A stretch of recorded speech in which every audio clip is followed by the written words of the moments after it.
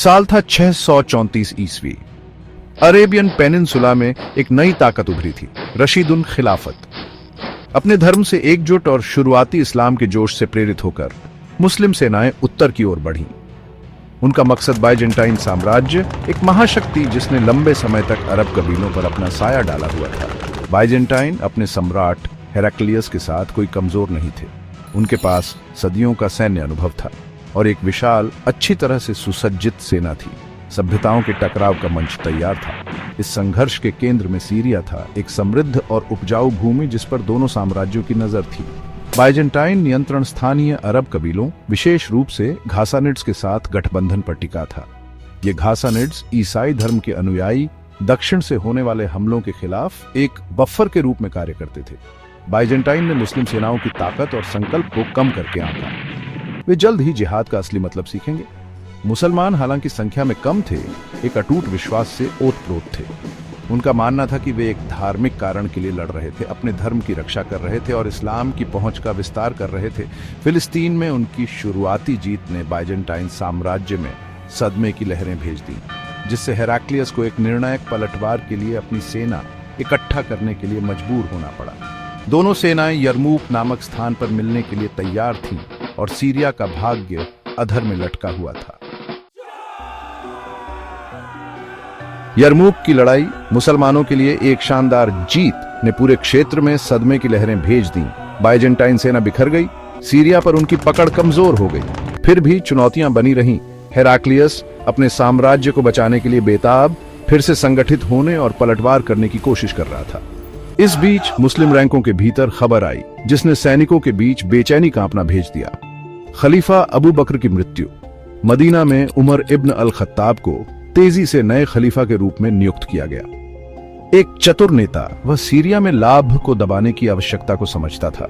उसे एक ऐसे कमांडर की जरूरत थी जो जीत हासिल कर सके और बाइजेंटाइन प्रतिरोध की कमर तोड़ सके।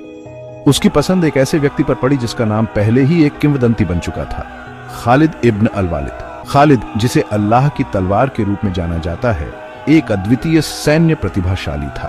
पहले ही फारस पर विजय प्राप्त कर चुके उन्होंने अपनी सेना को रेगिस्तान में दौड़ाया, बिजली की गति से सीरिया पहुंचे। उन्होंने मुस्लिम सैनिकों को रैली की, उन्हें अपने ट्रेडमार्क आत्मविश्वास और उत्साह से इंजेक्ट किया। उनके आगमन ने शक्ति संतुलन को स्थानांतरित कर दिया।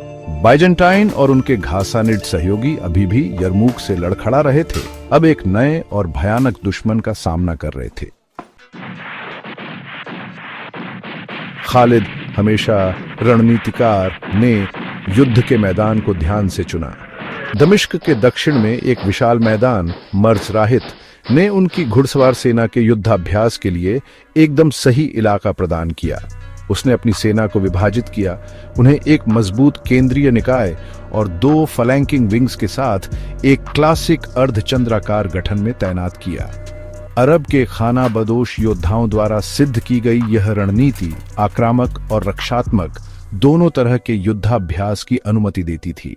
अनुभवी थियोडोर ट्रिथेरियस के नेतृत्व में बाइजेंटाइन और उनके घासानिड सहयोगी मुसलमानों से अधिक थे।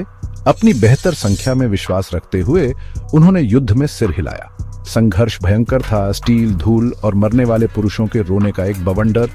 घासानिड्स अपनी मातृभूमि के लिए लड़ते हुए विशेष रूप से क्रूरता के साथ लड़े। सर्वोच्चता के लिए एक हताश संघर्ष लड़ाई घंटों तक चली। खालिद, ऊर्जा का एक बवंडर, ने अपने सैनिकों को उत्कृष्ट सटीकता के साथ निर्देशित किया। उसने दुश्मन की रेखाओं में अंतराल का फायदा उठाते हुए और उनके रैंकों में अराजकता बोते हुए महत्वपूर्ण क्षणों में अपनी घुड़सवार सेना को हटा दिया। मुसलमान अपने कमांडर की बहादुरी और उनके अटूट विश्वास से प्रेरित होकर घायल शेरों के साहस से लड़े। जैसे ही सूरज डूबने लगा, युद्ध का ज्वार निर्णायक रूप से बदल गया। लगातार हमलों और घटते मनोबल से कमजोर हुई बाइजेंटाइन रेखाएं अंततः टूट गईं। दहशत जंगल की आग की तरह उनके रैंकों में फैल गई। जो एक वापसी के रूप में शुरू हुआ, वह जल्द ही एक मार्ग में उतर गया। मुसलमानों ने जीत को भांपते हुए निर्दयी दक्षता के साथ भागते हुए दुश्मन का पीछा करते हुए अपने लाभ को दबाया। युद्ध का मैदान मृत और मरने वालों से अटा पड़ा था। मर्ज राहित की लड़ाई बाइजेंटाइन और उनके सहयोगियों के लिए एक करारी हार थी। उनके सेनापति थियोडोर ट्रिथेरियस नरसंहार के बीच मृत पड़े थे। सीरिया का गहना दमिश्क का रास्ता अब मुसलमानों के लिए खुला था। इस जीत के साथ खालिद इब्न अल-वालिद ने इतिहास के सबसे महान सैन्य कमांडरों में से एक के रूप में अपनी विरासत को मजबूत किया। उनकी रणनीतिक प्रतिभा, सामरिक कौशल और अटूट विश्वास ने इस्लाम के लिए एक महत्वपूर्ण जीत हासिल की थी। मर्ज राहित में जीत ने मध्य पूर्व के इतिहास में एक महत्वपूर्ण मोड़ दिया। इसने सीरिया पर बाइजेंटाइन नियंत्रण को चकनाचूर कर दिया। इस क्षेत्र की इस्लामी विजय का मार्ग प्रशस्त किया। इससे भी महत्वपूर्ण बात यह है कि इसने खालिद की प्रतिष्ठा को अल्लाह की तलवार के रूप में मजबूत किया, एक ऐसा खिताब जो युगों से गूंजता रहेगा। उनके अटूट विश्वास, उनकी सैन्य प्रतिभा और इस्लाम के प्रसार में उनकी महत्वपूर्ण भूमिका का प्रमाण।